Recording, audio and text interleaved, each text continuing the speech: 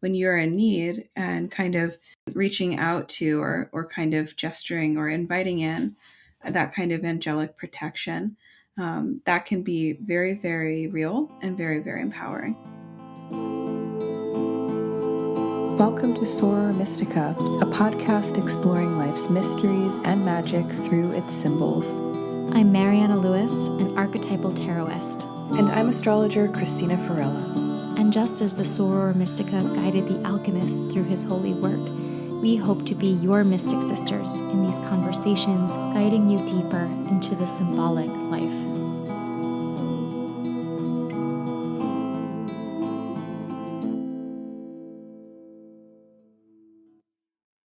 Now is the time to ground your manifestations and release stagnant energy for the new year. Stephanie, the founder of Tangerine Sage Healing, creates a serene capsule for Usui and Holy Fire Reiki, quantum energy healing, and tarot and oracle readings for those who are seeking relief and inspiration to connect with one's most authentic self and life. Use special promo code capital JOY JOY to receive 33% off your first one-on-one session. And for more information, visit tangerinesagehealing.com or go to Tangerine Sage Healing on Instagram or TikTok. I am a longtime client and customer of Tangerine Sage Healing, and as always, can't recommend her enough, so definitely go check Stephanie out now. Welcome, welcome, welcome, everyone, to the 25th episode of Soror Mystica. Today, we are talking about the dreaded and glorious angels. Angels are scary. We'll get to it. And before we really jump into it, we have so much stuff to tell you. So we're gonna tell you a lot of stuff. Hold on with us. It's good stuff, we promise. So first of all, we are very, very excited to announce that we are shifting how we engage community here at Soror Mystica. So before, we had a Patreon, which was awesome. But we want to expand to a more connected platform. Patreon is really great for a lot of things. It's not always the easiest to make friends on Patreon and meet other people who are like-minded and talk about cool things. It's just not always the best for that. So we are moving over to another platform where it is going to be much easier to have a very active, excited, wonderful, sparkling community of genius people.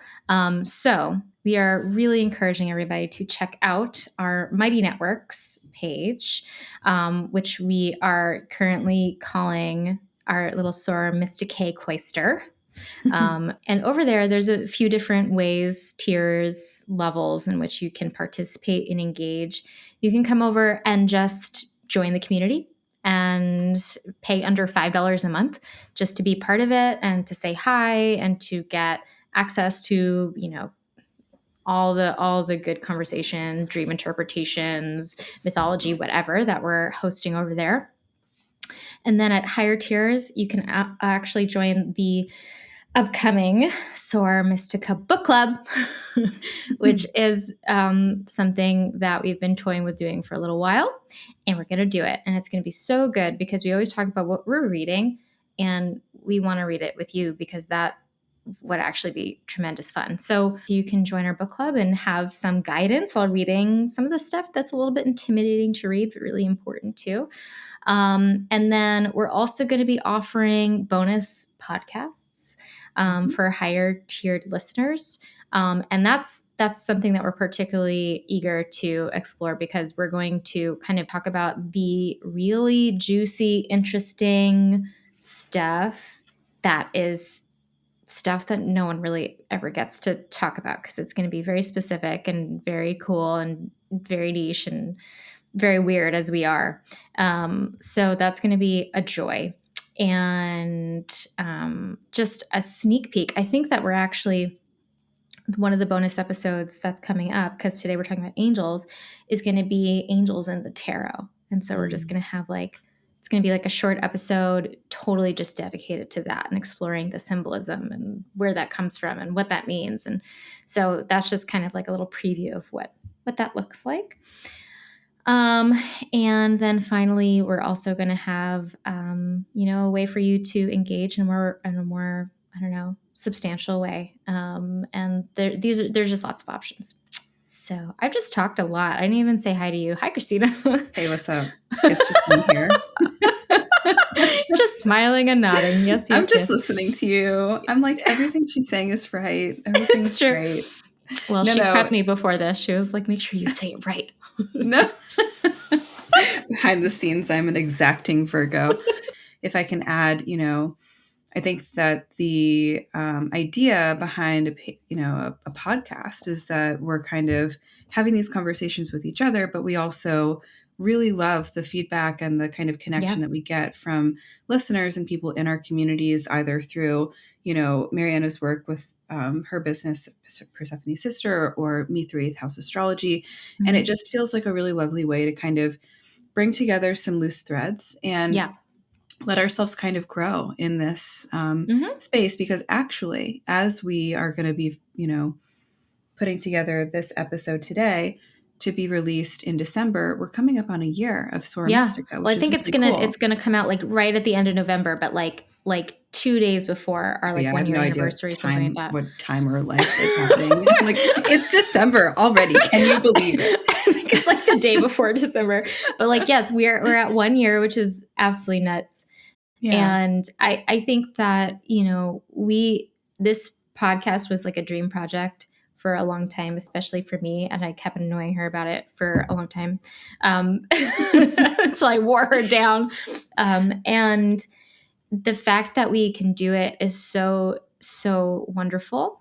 And of course, producing something like this is something that costs money and takes time and is kind of isolated too. We don't get to see people live and talk to people. So it's really great to have a way to have people who love the podcast and love hearing these conversations and being a part of it in the way that distant part of it, listening to it, they can engage more actively and they can support it too. And so that's it's just cool. It's just great. So the space that we're going to be moving to is a platform called Mighty Networks. You may have heard of it. If you haven't heard of it, I promise it is really easy to use, and it's actually kind of pretty and feels aesthetically just like modern and it's like kind of it's like soothing. Like you're not like It's not clunky at all. It's really sweet, it's and I think that the benefit of it is that we get to have these little kind of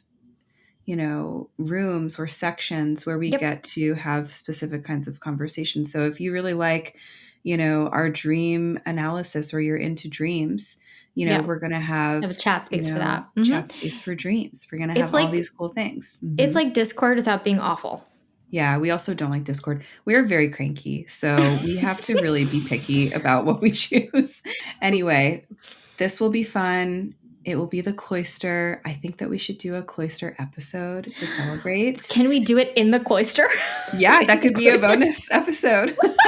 We'll just sneak into the cloisters and walk around Fort Tyrone Park and just illegally record in their space. Yeah, I mean, the name is coming, to us because we already have this kind of medieval femme vibe here at Soror Mystica, and we love our nun lore and our divine feminine lore and all kinds of, mythological, alchemical, divine ideas and experiments. And a cloister is that space, right?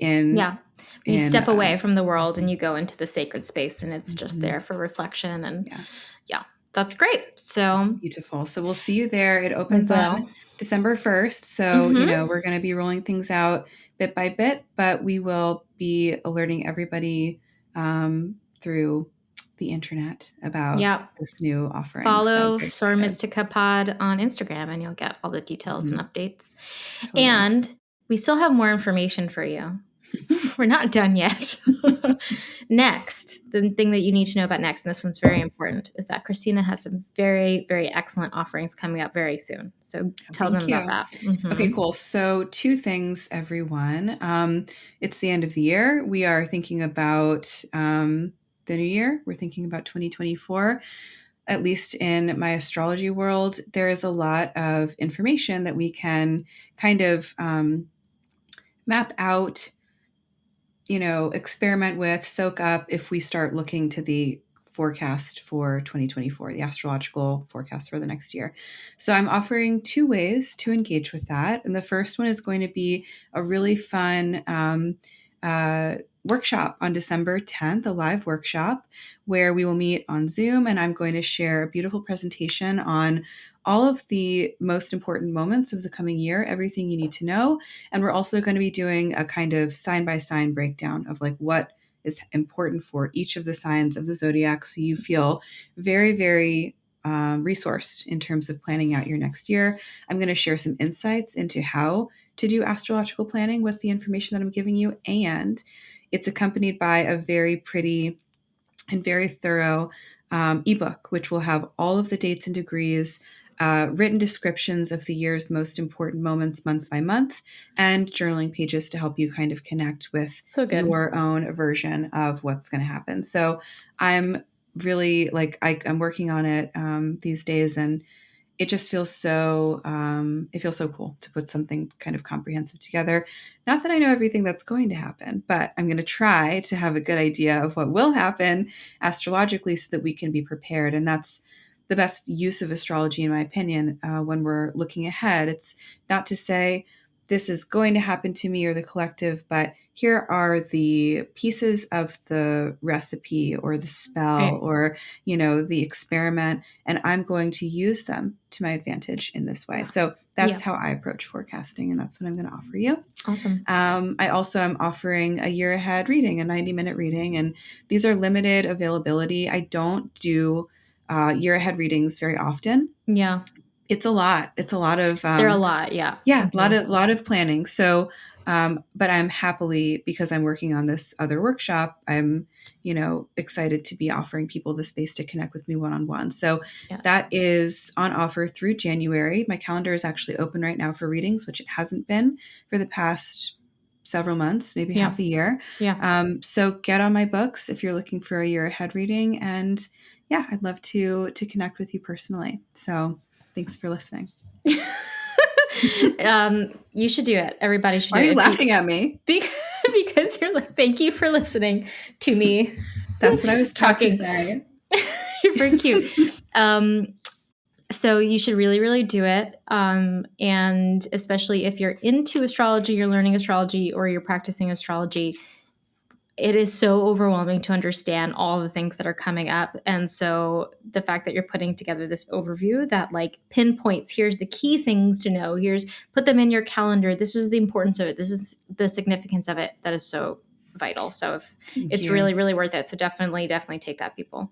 Yeah, I'm excited. And honestly, I'm going to be using this information to do all of my own astrological writing and forecasting and social media stuff and, planning all of my projects around this. So, it's an outgrowth of something that I wanted to offer other people, but I'm also going to be using this myself. So we're going to be using the same Everyone's tool. getting something out of it. Mm-hmm. Exactly.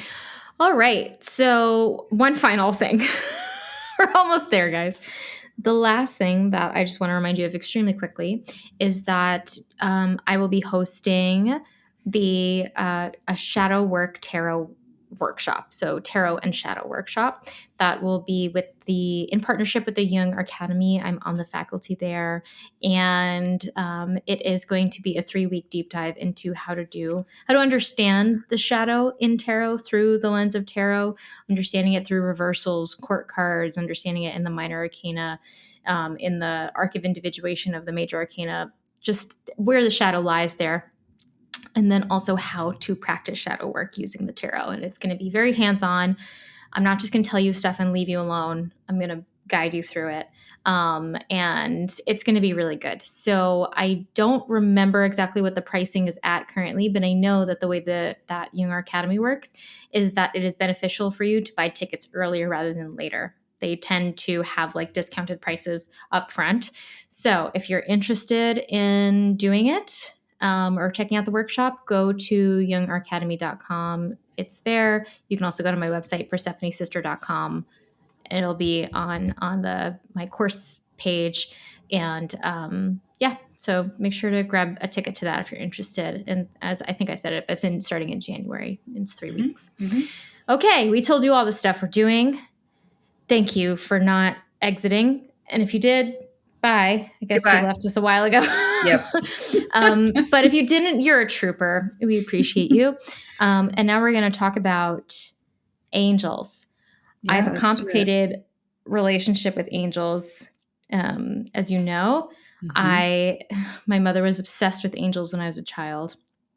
Very, very obsessed with them. So I grew up with them around me all the time, and never knew if they wished me good or harm Mm-hmm. because they were always there, and it was a little scary. But there is so much beauty and so many wonderful layers to the symbol of the angel. So let's start with your symbols book and all its Okay, great great. tidbits. Symbols book. It's my little grimoire. So, reading from the Encyclopedia of Traditional Symbols, angels are listed as messengers of God, intermediaries between God and man, heaven and this world, powers of the invisible world, enlightenment. There are 9 choirs of angels, so there are all these different types. Mhm. Seraphim, cherubim, thrones, dominions, virtues, powers, principalities, archangels, and angels. Mhm. Right. And so angelic symbols are flaming swords, trumpets, scepters, thuribles, musical instruments, and the lily. There's also some information here about Islamic symbolism. So, in Mhm. Islamic symbolism, 8 angels stand around the throne of Allah, representing the cardinal and intermediate points. So, I thought that was interesting too Mhm. for our explorations into, elements, astrological energies. Yeah. Um, yeah. And so, when we think about angels, obviously, angels are, I think, at least in my experience, again, being raised Roman Catholic and Mhm. knowing that angels are the kind of emissaries of God, they have this sort of pure kind of glow about them, right? They're always depicted Yep. as people in these long flowing robes, and they have like bird wings, and they have this power to bring messages to humans, right? Which is the angel that visits Mary and says, Gabriel. "You're Gabriel." So, right, there are always these moments of angels coming in to either comfort or, be present with. Right? Isn't when Jesus is in the desert, he's like comforted by an angel when he's Mhm. doing his long journey, his fast. And so I think that is an interesting starting point for angels because there is a big cultural kind of image. We have this image of what if you ask somebody to call up an angel, it's always like halo over the head, angel wings, long flowing robes. But the origins of them are much weirder, as always. Very weird. And biblical descriptions of them are much more spooky and Mhm. strange. And so we're Mhm. going to try to open that up today and see what there is inside of this really rich symbol. Yeah, I think we definitely associate angels with being a Christian symbol, and it's far broader than Christianity. We have examples of angels in so many different religions and cultures. Um, are they called angels? Like what is an angel? That's kind of a tricky thing sometimes because things can be sort of angelic without being labeled or given that like identity as an angel. But generally, when we think of angels, we think of them as a being that is somewhere between divinity and humanity. In Lord of the Rings, there's some would argue that like the elves sort of have this like demi angelic sort of role, and there's the idea of the Valar. Anyway, I'm gonna expose myself here, but anyway, they're very angelic too. So that's kind of this like they're superior to humans, but not quite at the level of God. And of course, as you were reading, like there's hierarchies Mm-hmm. angels as well, very hierarchical. And so there's ones that are more powerful or more divine than others. Yeah. And so thinking about these earlier ideas, right? If the angel is a messenger, and I think that I did read Mhm. that when I was doing a little bit of research for this particular Yeah. episode, that the word angel is a translation of just the word messenger. Hmm. So yeah, isn't that interesting? That is really interesting. Thinking about this was kind of where my brain started when I was thinking about ideas for angels. Is that when we think about this go-between nature of angels between humans and the divine, in my training or my research or whatever, my interests, I always think of daemon as the Yeah. kind of intermediary spirit that flows between the gods of Olympus and humans. And Yeah. so we have this interesting split between obviously angels and demons. That's a binary. That's an Hmm. archetypal binary that we have. And I'm curious, and I don't have the answer, but I feel curious about, daimons as the kind of tiny spirits that would flit between realms, delivering messages from Mount Olympus and guiding people and protecting them on their life's journey, delivering them to their fate, as a kind of messenger for the polytheistic pagan pantheon that preexisted the Christian one. And so, Hmm.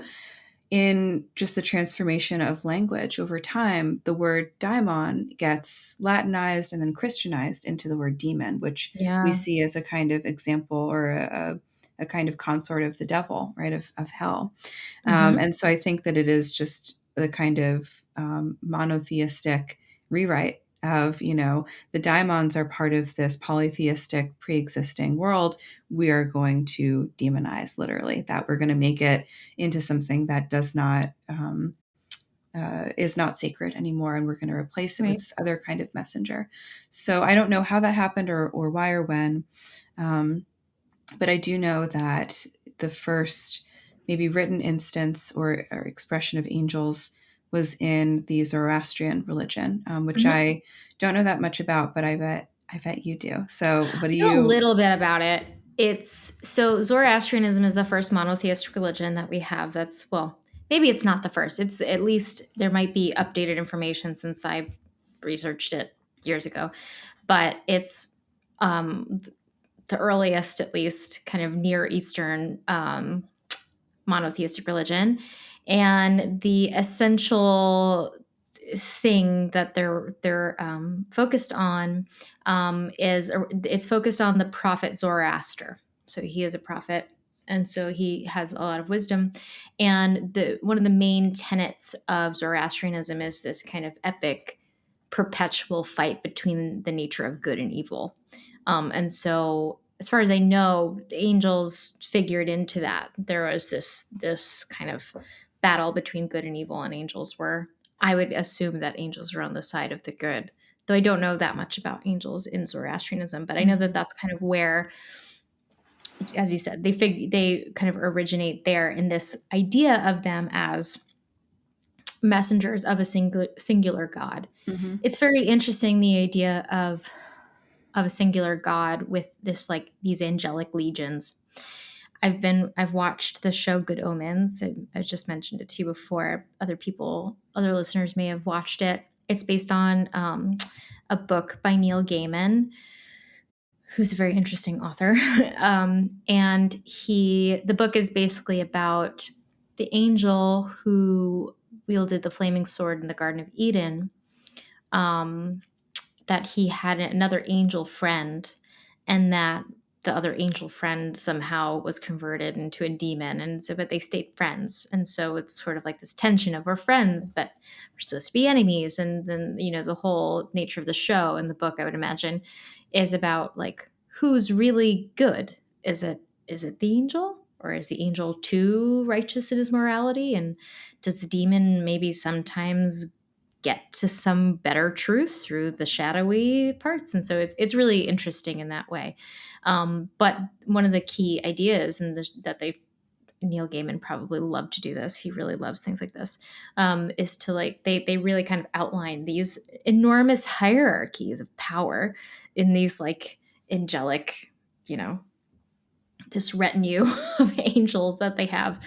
And there's that's really interesting to me, that there's, like, higher angels and lower angels, and ones that are like, man, not really angels, and ones that are, like, basically God. And of course we know that Lucifer was an angel. His name means morning star. Mm-hmm. And so like he was God's beloved angel, Mm-hmm. Mm-hmm. who loved God so much that he refused to worship or to serve people. He refused to be messenger. He said, I only serve you. And God said, but I've created humanity and I want you to serve it because I love it. And he said, but it's not you. And so God said, well, then I cast you out because you disobey me. Mm-hmm. And then he took up the underside of things, the evil side, and had his legions of demons, because half the angels went with him because they agreed with him Mm-hmm. that they didn't want to serve humanity. They only wanted to serve God. And so Lucifer's punishment was to be forever with outside of God's love. Mm-hmm. So that's why he's evil.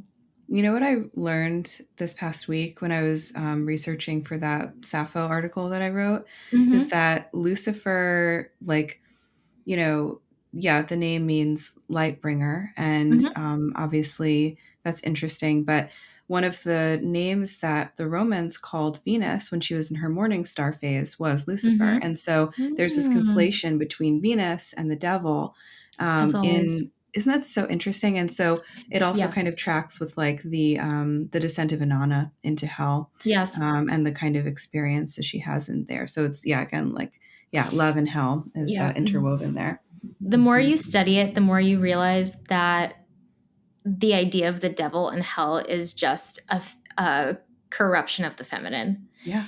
Did you know Yeah. that the word hell comes from the Norse goddess Hel?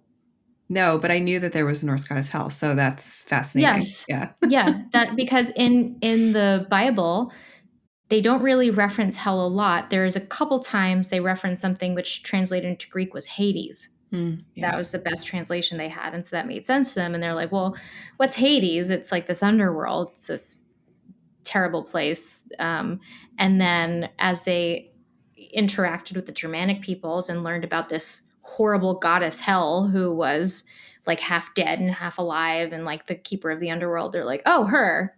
Mm. That's it. And so The they more you rebranded Hate look. Hell, and they're like, she did it. Anyway, we could get into it. But yes, no, that happens all the time. It's wild to me when you find those little quirky things. It's like, Yeah, it's wow, just like, what? what is this? Yeah.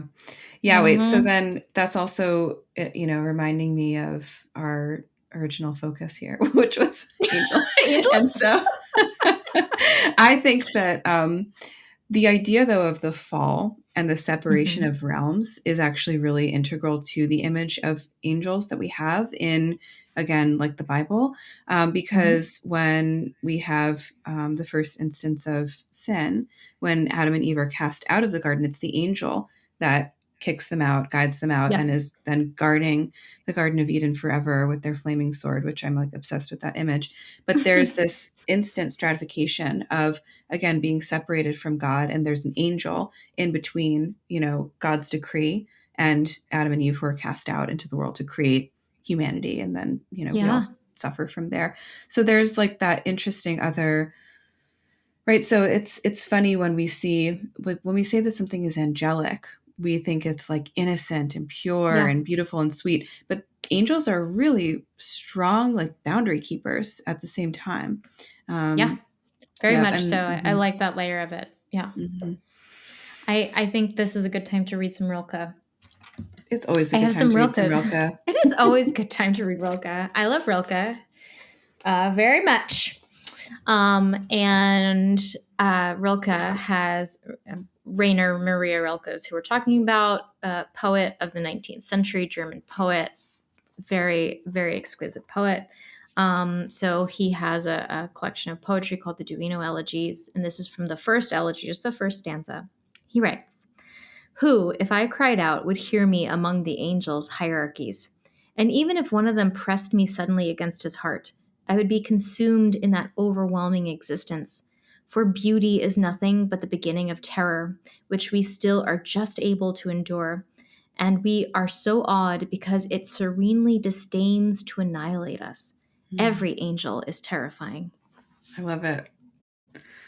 Thank you, Rilke. Mm, I really love that beginning of that poem because it's like the grace and beauty and power that angels have for us and the magnificence that they hold, and to kind of look upon that magnificence, to see it, to embrace it, to want to be embraced by it, is terrifying. And angels are terrifying. They are. We were just looking up before. I think it's in Ezekiel. Did we find that it's like, and the angels were covered in eyes, and even their Mhm. wheels had eyes, It's like, and why their do angels hands have had eyes. wheels? What's going on? But that's so Yeah. that immediately made me think of our Wheel of Fortune episode and thinking about what a Mhm. wheel symbolizes and how angels maybe are, important for keeping the wheel turning. I don't really know where I'm going with that, but Yeah. yeah, yeah, They're like, they have this function in which they hold a layer of divinity that is closer to us, that we could look upon it, right? Because like, we know that approaching the idea of God is terrifying, just because like God holds all the power. So like that, we just know that. We also know that it is ultimate love and, glory and all of that stuff. But like, angels can be real. It's not Mhm. like God somewhere off that's never really going to appear before you. They're like, even the whole of Christianity, we never have any instances where they're like, and then God literally walked up to him and touched him. Like, Yeah. that doesn't really happen. There might be some few cases out there where they say that. Wasn't there It's a show called always, Touched by an Angel? oh, yeah. Yeah, there was. My mom made me watch it. Oh my God. Wait, so I think that that's really interesting that they can enter our realm. And that's what I was mentioning before of Mm-hmm. like angels appearing and giving a message from God himself. And it is too terrifying to approach, Mm-hmm. God in that way. And Yeah. right. So yeah, like, you want to share an angel story? Do you have an Ugh. angel memory that you want to share? You don't have to. No, I can. I'm just thinking, like, what's the least crazy? I, as I said, my mother was really obsessed with angels. Um, so I often in childhood felt watched by angels and felt very present with angels. It was and I think that it was angels because of, my mom was thinking and talking about them all the time. And so they Mhm. were always kind of in my head. Um, and I had very vivid, visceral experiences where angels would walk up to me and touch me and say hello. And I'd be like, well, hi there. And it was terrifying. In fact, my mom told me that when I was very little, like 2 or 3, I would say, look at the angels flying in the sky, Mom. And she'd be like, what are you talking about? She's like, and I would say, like, they're big red balls of fire. You don't see them? And she'd be like, what? And I Mm. used to be a very strange, maybe magical, maybe delusional child. I don't know. That's for my analyst to figure out. But um, I had very, very intimate experiences with them. And on several occasions, had, things that would happen, dangers that would come into my life as any child will, in which I would know in some capacity that an angel had entered the space and protected me from the Mhm. danger. Mhm. Whether by seeing it or feeling it or sensing it or hearing it, it was very, very vivid. So Mhm. it sounds crazy. It sounds pretty crazy. I'm not going to lie. It sounds very nuts. I still struggle to this day with the reality of what those experiences were, whether I believe that angels are truly real and with me and that was a genuine experience that I had, or whether I in some way was sensing other presences, ancestors, or I don't know. I don't know. I think that whatever it was that I experienced was something I was genuinely experiencing, and I wasn't just like Mhm. a kooky kid making things up.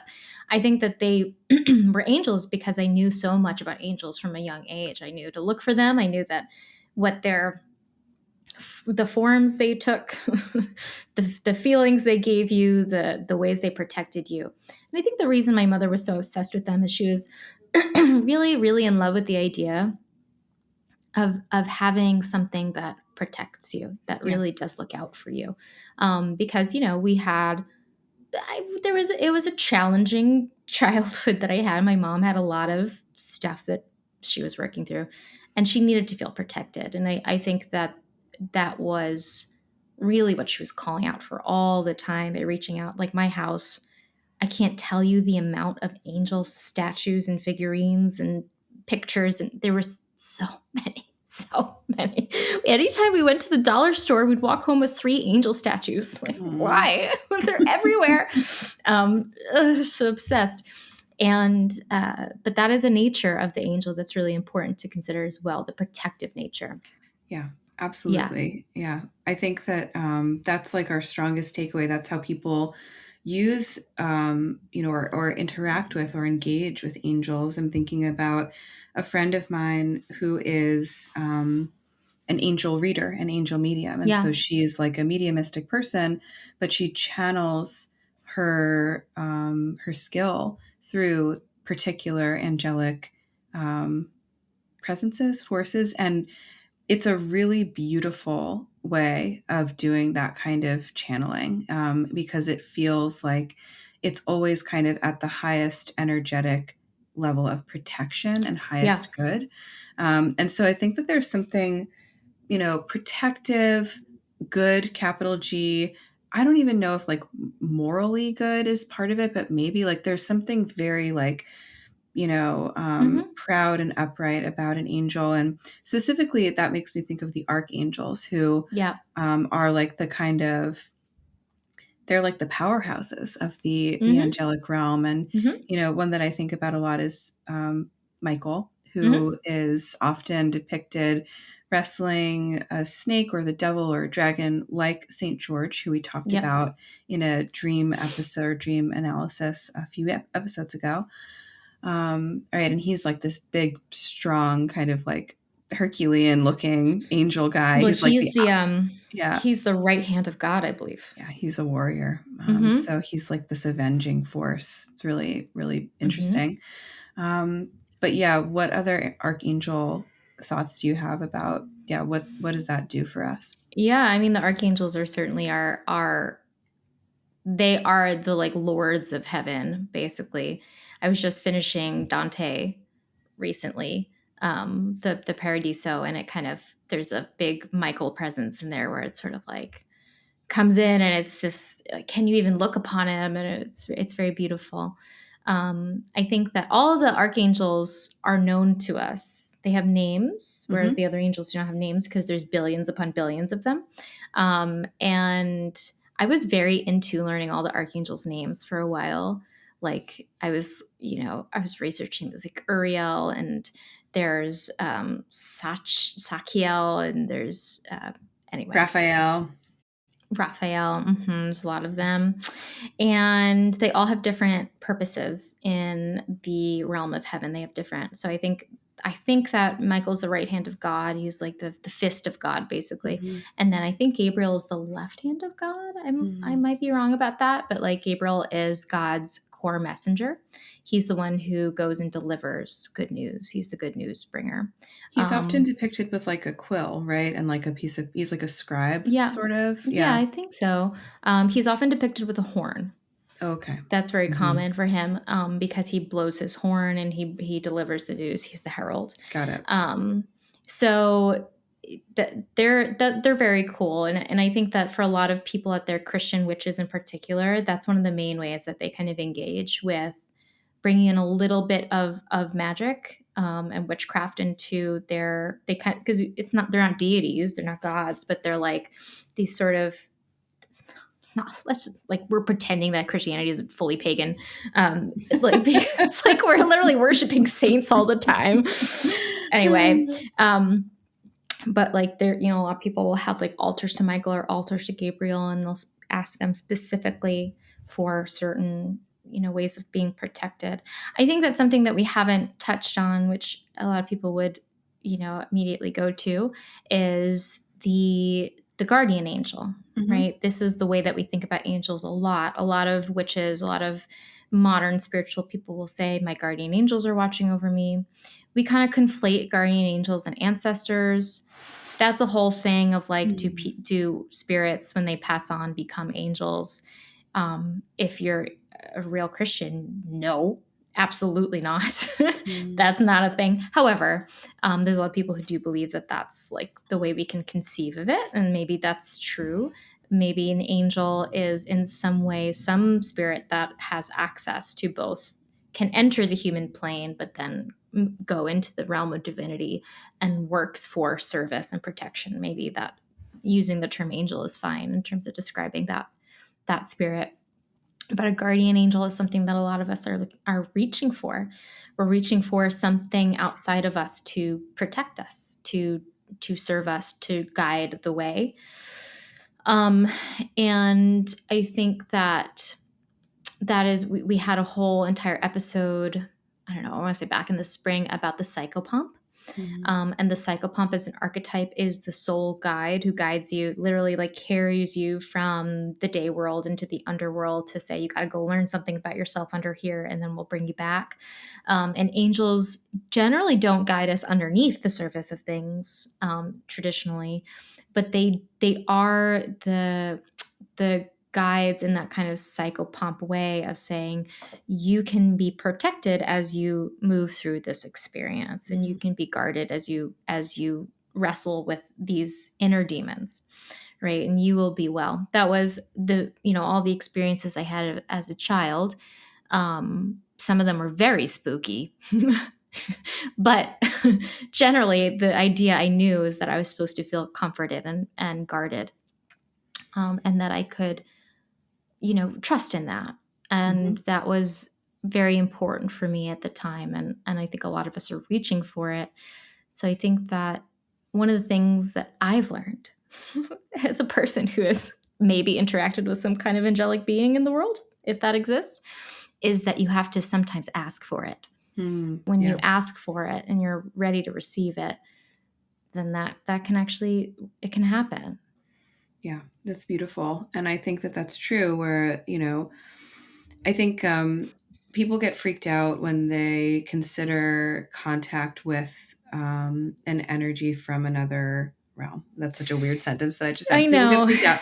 And I think that We're not that woo-woo, guys. I mean, we're pretty woo-woo, I'm but very haunted though. So she that's is just haunted. That is haunted true. person. You're a House of ghosty Ghosts. person. Yep, Yeah. I'm a ghost. I am just one ghost. So the my experience though is that people don't like the idea that there's always somebody like watching them and judging them, and kind of like, Mm-hmm. I think that feels obviously oppressive for many reasons, but I don't think that that's how it works. I think that when you're in need and kind of reaching out to, or kind of gesturing or inviting in that kind of angelic protection, that can be very, very real and very, Yeah. very empowering. And so that's not to say that it'll fix all your problems and keep you out of every danger that will ever befall you, because the world is very scary and obviously, quite dangerous. But I think that for those of us who are interested in connecting with something that is divine, Mm-hmm. you have that resource. Mm-hmm. And even though angels have this sort of like biblically frightening comportment, I do think that the way that we get to interact with the divine is through these archangel protective Yeah. guardian sort of ways. Yeah, I think it's good to be terrified of angels. I don't think that that's unreasonable. As Relka said, who's listening to me? It's kind of like to ask something far beyond yourself, some kind of consciousness that is beyond you, that it has access to something you don't have access to ask it to enter and to listen and to protect, and then to encounter it in whatever fashion. It is terrifying because it is to brush up against just the monstrosity that is what is beyond you. Mm-hmm. Just the hugeness of that can be really overwhelming, but that doesn't mean that we shouldn't seek it, right? It's actually very important to feel protected. I think that a lot of us, especially in our contemporary world, when I think about medieval Christians, or it's terrible that they were pressured into believing what they believed, and they also had so much taken off their shoulders in terms of having to figure out how to live. The idea was you ask for help often, always. Mm-hmm. And I think we've lost the ability to pray like that. And sometimes just asking an angel, a figure that's like an angel, to come help can be all you need. Mm-hmm. And I think that one of the aspects of angels that I really like to think about is angels as the the bringers of the Annunciation, right? Think of like the Annunciation of Mary. It's when Gabriel came and said, "Hey, Mary, get ready. Something's a coming your way." But they come to announce things in our own lives all the time. We have these glimmers, these insights, these intuitions, these feelings, these things that they come to announce something will change for you. Be prepared. And when we feel those stirrings of change, I think it's very beneficial for us to ask for the announcement sometimes. Love that. Awesome. Yeah, that's beautiful. So I think that might be a lovely caveat. I feel like we just got started talking. I'm like, what did we even get to? No, I think that's it's probably time to move to a dream symbol, is it? If you want to keep going, I have no plans except hanging out with you, so it's really up to you. I think that we've covered a lot about angels. I think that we haven't landed on anything that is too neat, but we've summarized that angels, they come to protect, they come to guide, they come to mediate the space between the highest divinity and our lowest humanity. And they are terrifying. I'm a nut, and I had a very strange childhood that one day I'll write a memoir about, and then immediately regret it. So good luck. We're doing great. This is good. Oh, Lord. Okay, we're going to go on to a dream. Dream time. If you're enjoying this podcast, we encourage you to leave a review or learn more about how you can support us on Patreon, where you can get access to some exciting exclusive offerings. Or you can connect with us by sharing a symbolic experience, whether from a dream or synchronicity, for us to explore on the show. Thank you to today's sharer, and please tell us your symbolic experience or connect with us on our website, sorormysticapodcast.com. Are you a small business looking to reach a targeted audience of people interested in all things esoteric? If this sounds like you, Soror Mystica would love to invite you to become an ad partner. We offer a highly tailored audience of mindful, curious, depth-seeking listeners, and we would be delighted to showcase your business and offerings to new hearts and new minds. Simply fill out an advertiser application form at our website, linked in the show notes below, or navigate to sorormysticapodcast.com/advertise with us. Shadow work has become one of the most popular methods of self-betterment over the last decade, but what that work really is and the power it actually holds for our lives is deeply misunderstood. In my new workshop, Shadow Work and the Tarot, a guided workshop of self-reckoning with the cards, we will explore exactly how to do real and effective shadow work with the tarot. Tarot is one of the best tools we have for meaningful shadow work, and if we use it the right way, it can guide us to true recognition, integration, and transformation. Join this 3-part workshop hosted by the Jung Academy and myself starting January 2024. And there's still a little bit of time left to grab early bird pricing, so do not wait. Go to jungacademy.com/tarot-and-shadow or go to the link in the show notes or on my bio in Instagram to get your ticket now. Today's dream comes to us from someone who has written all about having a dream about an anaconda on Halloween night. So right off the bat, it's very interesting and strange. So they write, I get recurring dreams in aquatic environments, specifically swamps and islands. I'm in a swamp, stuck and wading through waist-deep water or muck. There are snakes in the water with me, but they aren't threatening or didn't pay me any mind. I look to my left and notice the stump of a cypress tree with a perfectly triangular pool of pristine, iridescent water in the center. Soon emerged an anaconda from the water surrounding the stump and curled itself up on the stump towards the pool, and it felt like an invitation. The anaconda then snapped down on a rat and locked eyes with me with the dead rat in its mouth. I tried to go there, but couldn't move through the muck quickly enough before I woke up. Totally fascinating. Yeah, isn't it? Yeah. This was a good share. Thank you, sharer, for this one. Well, So many symbols in this dream. Yeah. There is, of course, the anaconda, which is basically the largest snake that Mm-hmm. we could have. Very scary. Um, and then we have the muck, right? So the swamp is sort of like this wading through material that just is not getting clear. There's no way to just get through it. And then finally at the center, there's just a stump of a cypress tree, right? It's not like the Mm-hmm. full tree. Yeah. Yeah, but so that was something I wanted to. Yeah. Okay. Go ahead. Yeah. It's a tree cut off, but the water is clear. Mm-hmm. And then the snake rises up, which feels very much like invitation. So it feels very like, pulling on the symbol of like the Ouroboros and like Mm-hmm. the mystical sort of snake image. But then it eats a rat. Mm-hmm. So it's also vicious. Oh, it's so interesting. So many Mm-hmm. layers. Yeah, when I think of cypress trees, I actually think that they're a symbol of the underworld. I think that they're often They're very magic. seen, yeah, Yeah. as like planted on the, or not planted, growing on the periphery of the edge of Hades. And I know that they come up a lot in like sacred burial Mm-hmm. grounds, cypress Mm-hmm. trees. But this tree has been cut down, and so Mm-hmm. there's some sort of like harvesting or killing of that connection Yeah. to that part of the psyche, which is very interesting. Yeah. So Mhm, trees in dreams a lot of times will point to it's like a symbol of the self because mhm, it's natural. It is something that grows. It never stops growing. It is this massive tree of like selfhood and nobility, right?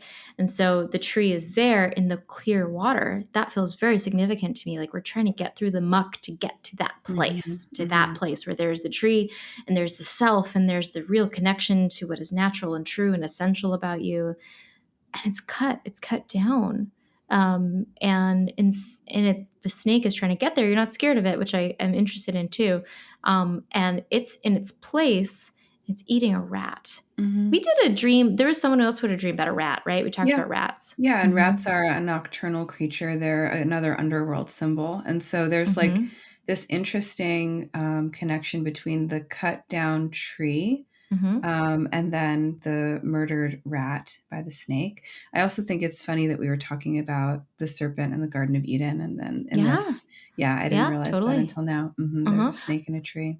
I just posted on our Soror Mystica Instagram a little while ago a quote by Jung, which basically says that the shadow is like man's saurian tail, which is basically like this primitive tail, this like lizard tail that we carry around, and it's extremely ancient. And if we turned and looked at it, examined it, it would become the healing snake of the ancient Mhm. mysteries.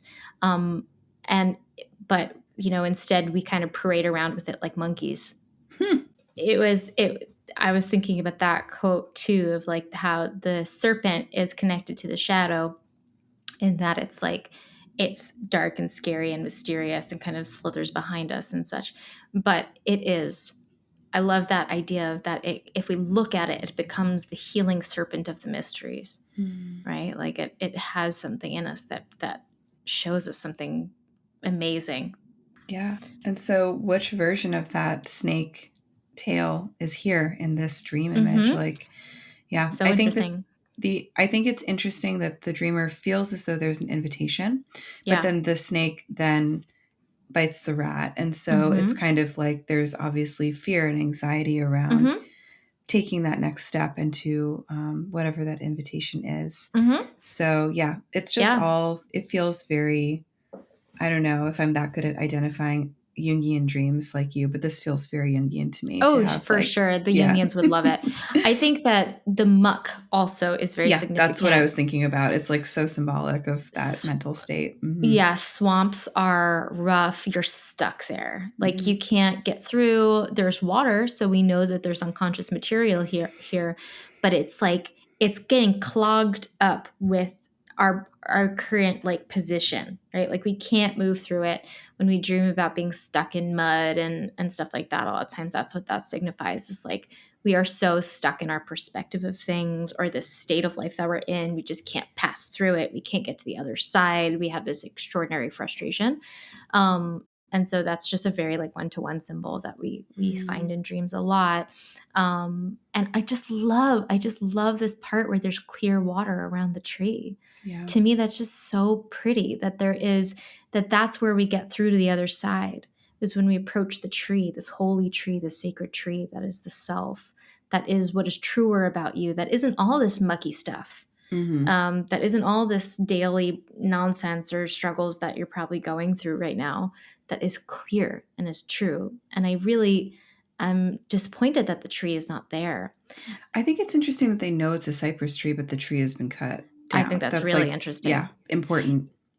Dear listener, go investigate cypress trees. Read about them, get a symbol dictionary that talks about them. Go find out what they're about. Or if you live near trees, are there cypress trees near you? Go commune with a cypress tree. Yes, for sure, 100%. I think that the snake also definitely has something to tell you or to show you. Active imagination would be great here. I feel like I say that every time. But active imagination would be great here with the snake because it's got something to tell you. I don't know what it is. And it obviously has some answers. You feel it's an invitation. You want to go to it. But then it's kind of snapping down on something else. It's eating something. It's not really engaging you just yet. So I think that is really, really fascinating too. Maybe just concentrate on the pool of water, do some visualization of entering that clear pool of water and getting through the muck. Yeah. What happens if you let yourself go there? Because the dream doesn't need to like stop and be this cordoned off thing. We can take these symbols into meditation, automatic writing, active imagination, whatever you like to do. Yeah. Robert Johnson, who wrote a book about he wrote the book Inner Work, which is a lot about how to do dream work and inner work. It's really, really good. He recommends that, you can finish the dream. A lot of times we wake up before we feel like the dream is finished. And so we can try to like imagine the dream end. How do we want it to end? How should it end? And just be curious about it. And I think that'd be really good. So this was a very fascinating one. I really enjoyed this dream. Thank you for sharing it. Totally. All right, we did it. And we have to remind you first, check out our new Mighty Networks platform, our little cloister, and see if there's something there that interests you and how you can connect with us in a greater community. Make sure to check out Christina's class on her workshop on the transits coming up for 2024. And also book a year ahead reading with her. That is a pretty valuable thing to do. It gives you a lot of insight. As she texts me all the time, hello, by the way, things are happening. I just like to sit in my house, and then when I'm bored, I'm like, what's happening to Mariana's chart? What I don't like is when you text me, just so you know, Mars is going to screw you up and mess up everything for you. And I'm like, great. I was trying to be helpful. Thanks. No, it was actually very helpful. It helped me not be a crazy person. And so that's good. Do it. Don't be a crazy person. And also, if you're into shadow work and you want to explore that with the tarot, check out the Younger Academy and see the workshop I'm offering. And that's all the stuff. We're done yelling at you about stuff. That's it. That's enough. Just enjoy your day. Maybe go outside and look for angels. Maybe there's angels in the sky, in the clouds. They like to hide there. And let us know if you find one. Okay. Wonderful. Bye. Thank you for joining us in our conversation today.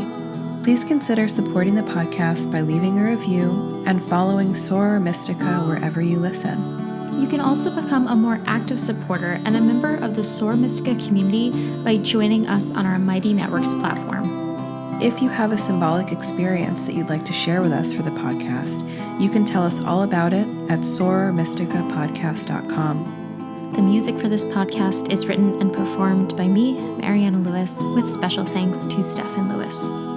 You can connect with both Christina and myself on Instagram and get to know our work by clicking on the links in the show notes. As the alchemical motto goes, as above, so below, as within, so without. May this ancient wisdom continue to guide you deeper. Until next time, take good care.